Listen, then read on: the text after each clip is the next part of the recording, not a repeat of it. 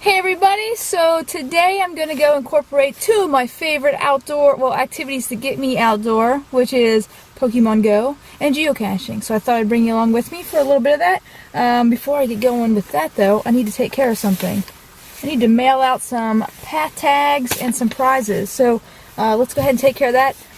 And by the way, one of the prizes that I'm giving away here is somebody that won one during the US Geocaching Hour. If you don't know what that is, description below will talk about it a bit more. But basically, it's just a chat that we all get on Twitter for about an hour, and sometimes prizes are given away. So you should check that out if you like maybe winning prizes or just chatting. Okay, so I am at a place that I normally don't frequent, but apparently today they're doing something special for Pokemon Go. Let me show you where I'm at. There we go. Starbucks coffee. Not promoting Starbucks or anything like that, but they are doing something Pokemon Go today. I guess we'll find out. So I'm turning on my app here. Alright, so, from what I understand today is every every Starbucks should be a Pokestop, and there's a Pokestop, and it is. And I don't know if the camera will pick that up, but there's also some Pokemon Go Frappuccino blend, which I guess has raspberries, which if you play the game, you have raspberries in the game, blackberries and vanilla. So let's go ahead and spin this Pokestop, which is also my 4-day streak, and I got an egg. Awesome! And there's a big Krabby here that I'll have to catch. So let's go see if we can get this drink. And it's also, I don't think, let me see my nearby list. I don't think it's happening yet. I think in like 4 days, it's supposedly a rumor that Generation 2 Pokemon will be coming out. Alright, so here we go. The Pokemon Go Starbucks Frappuccino. Yeah, let me put a straw in this thing. It is so cold in my hand. I normally don't drink iced drinks, but I guess it's fruity. But Frappuccino, I don't really know my coffee terms. That means there's like some kind of coffee flavoring in this, right? No? I don't know. I don't know anything about this stuff. I normally just get a coffee with like some kind of flavor and almond milk. That's pretty much what I do, or some kind of non-dairy milk. But yeah, I definitely got dairy in this one. I just wanted to see what it's like, how it's normally supposed to be made. So let's get a straw, let's test it out.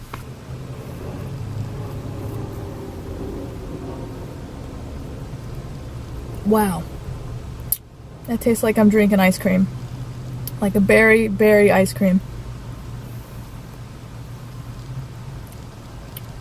That's freaking good. That's really good. It's supposed to be like vanilla bean, that's what she said. Yeah, so I guess that's the coffee they use, a vanilla bean. I couldn't even tell you there's coffee in this. Vanilla bean, raspberries, and she said, I asked her if it was supposed to be blackberries, and she said it's like some kind of like berry, I don't know how she described it, like chunks or something, which it does feel like there's something in there that I can kind of like chew on a little bit. She said it tastes very similar to when they had cotton candy. So I guess if you guys ever had the cotton candy one, that's similar to what this is, and it is amazing. Wow. That's really sweet. I like berries. It's like,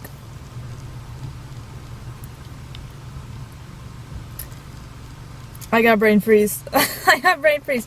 Alright, anyway, while I continue to enjoy this, let's go find a geocache. Because that's ultimately what I want to do today, is find some geocaches. Alright, we are at location number 1. I am 20 feet away, so maybe it's not what I think it is. But it's possibly a lamppost cache.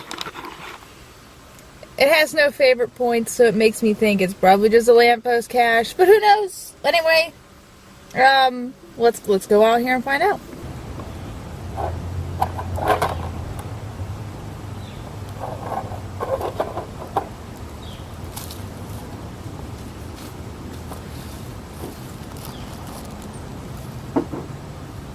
That is like a...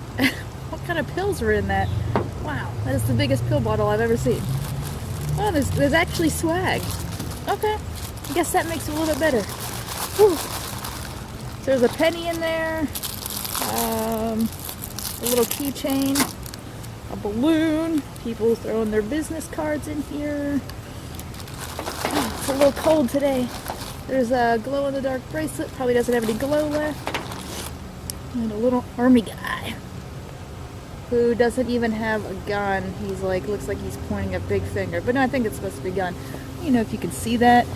Like, that's, yeah, probably the cheapest looking army man. It's cheap. But it's okay. It's just all in the fine. Hopefully the next one is not an LPC. And from the spot that I think I saw on the map, definitely not going to be an LPC. Okay, so this is pretty neat. Recently I just met the cache owners that hid this cache that I'm going to. I apologize about the wind. Hopefully my little makeshift mic cover works. But anyway, I met the cache owners recently for this cache. Incredibly nice people. And they were telling me about this place and I'd never heard of it. But that's what geocaching's all about. Thanks, plane. They told me about this place and I'd never heard of it, and they said it's a nice place to take your bike out. And I started to look, and they actually have a whole series that goes along this path, which I'm not going to tell you where I'm at in case anybody around the area wants to come out here, so I don't want to give away too many spoilers. But I'm walking to the first one because I just want to check it out. Okay, so this is neat. I think the sign back there said that I will be approaching a levee. I don't think I've ever actually seen a levee in person. So here's one side of it. Look at these enormous rocks. Those rocks are huge. And then, yeah, there's the levee.